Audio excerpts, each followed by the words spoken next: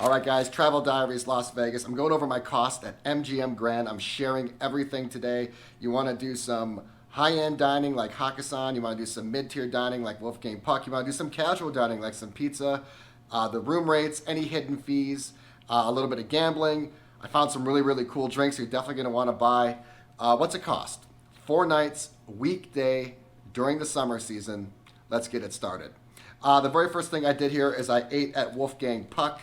I ate at this restaurant before, about a year and a half, 2 years ago. It hasn't changed at all. It's in dire need of a refresh. The menu hasn't changed. Ambiance hasn't changed. Pretty predictable. I actually thought the meal was overpriced. If you do go there, though, you definitely want to get that quinoa chicken salad. I had that last time. It was awesome. I had it this time. It was awesome. The strawberry mojito was actually really good as well. I had 2 drinks and 2 dishes. Subtotal was $84. Tax was another $7. With a tip, $108 for a lunch at Wolfgang Puck. All right, later that night I got hungry and there was a New York pizza place right outside the wing I was staying in. I got a pepperoni slice of pizza and I got a stromboli. There really wasn't much service at all, just counter service. I still tipped a little bit. For 1 stromboli and 1 slice of pizza, with a little bit of a tip, $28. Day 1 was just a warm-up day. Now we're getting into the crux of this day, day 2. I started my morning off with a large Walgreens run. This was the most epic Walgreens run I've ever had. I like to do 1 per hotel stay. That way I don't spend gobs of money down at the expensive markets. I got so much here I cannot even list it. It was a run beyond epic proportions. But this lasted me the entire stay, and it's actually going to last me into Luxor as well. I do this so I don't really eat lunch during the day. That way I can focus my efforts and my money on my meal at night. Anyway, for 1 large Walgreens run, it was $105. Okay, my first true dinner was at International Smoke. This is a joint venture between Michael Mina and Aisha Curry, 2 titans in their respective spaces. They came together and collaborated on International Smoke. It is a really cool and modern barbecue joint. And I had the best short rib I've ever had in my entire life. I'm talking any French restaurant, any Italian restaurant, 24 hours, 72 hour. This was the best short rib ever. It slid off the bone and literally melted in my mouth. For that dish, it was $53. The best drink of the night was the Lily Koi Mai Tai. It came out in a Spam container. That was so cool. Subtotal was $110, approximately another $9 in tax. I threw on a 20% tip, $140 out the door for a pretty decent meal at International Smoke. So after that fantastic dinner, I wanted to keep the momentum of the night going. I went over to Whiskey Down. It is a whiskey lounge, and I'd say overall it's probably the best lounge here at MGM Grand. It's right off the casino floor, and they have some fantastic drinks. The 2 best drinks for sure, number 1 was the Hawaiian Gentleman. They put that up in a martini glass for me and put a smoke bubble in it. The experience was fantastic, and the drink tasted even better. And then I also had a smoked old fashioned as well. There was another drink too. Out the door for 3 drinks, tax and tip, subtotal $70 overall for my night at Whiskey Down. Okay, day number 3 was my biggest day. I started out at the pool. The MGM Grand Pool was exactly what I thought it would be. I hadn't been there in years, and in fact, I really didn't remember it, so it was great to get back. It was like a pool park, not a water park, but a pool park. There were a couple of pools. There was a lazy river. It was a really cool environment. I just had 1 drink. The drink selection at the pool really wasn't that great. They just kind of had like the slushy frozen machines. Those are so hopped up on sugar. I limited myself to 1 drink, a Miami Vice. Tax and tip out the door. 1 Miami Vice is going to cost you $35 at the pool. Okay, Hakkasan, this is my biggest bill of the trip.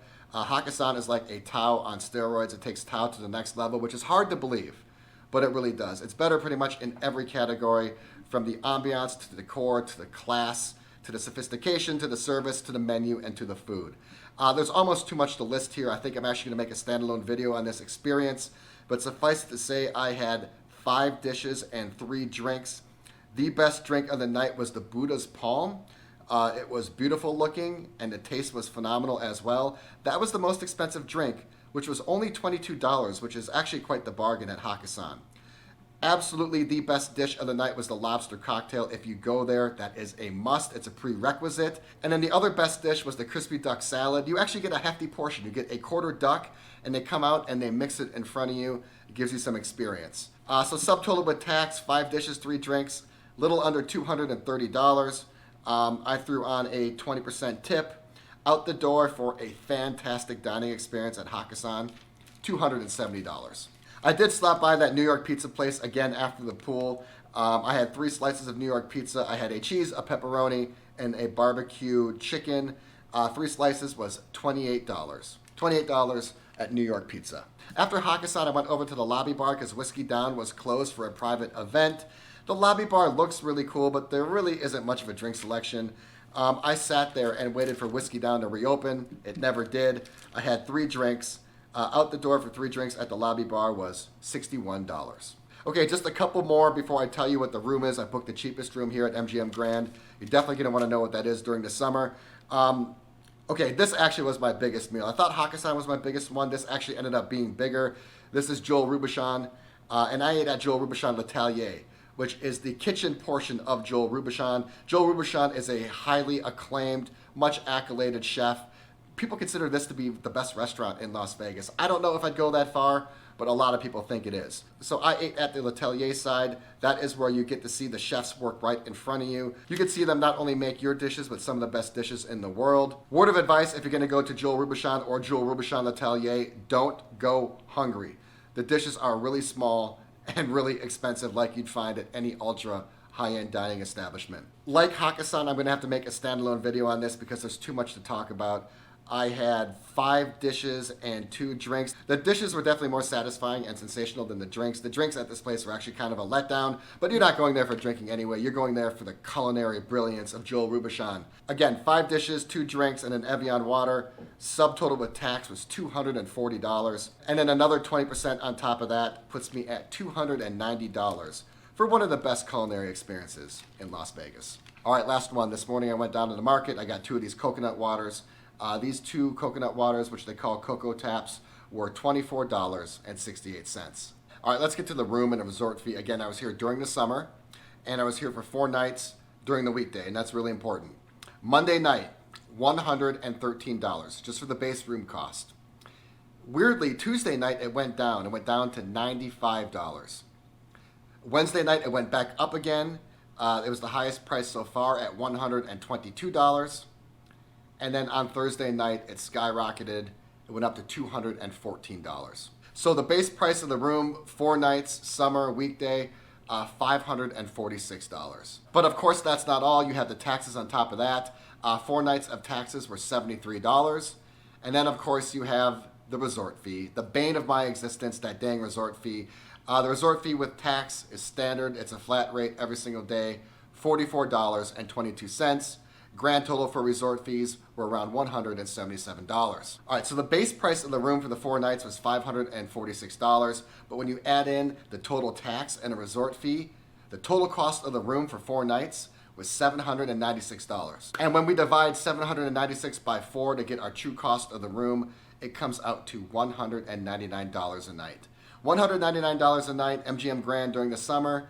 Yeah, it's a weekday, but I think that's actually kind of a good value. I think it's a decent price. Right, so when we add up everything, the room, the resort fee, the slots, the high-end dining, the mid-dining, the pizza slices, the really cool drinks, what's it going to cost you to come to MGM Grand and have a really great time? If you want to have a trip like I did and an experience that you saw in my video, it's going to cost you. It was actually $2,056. Now that is actually what I budgeted.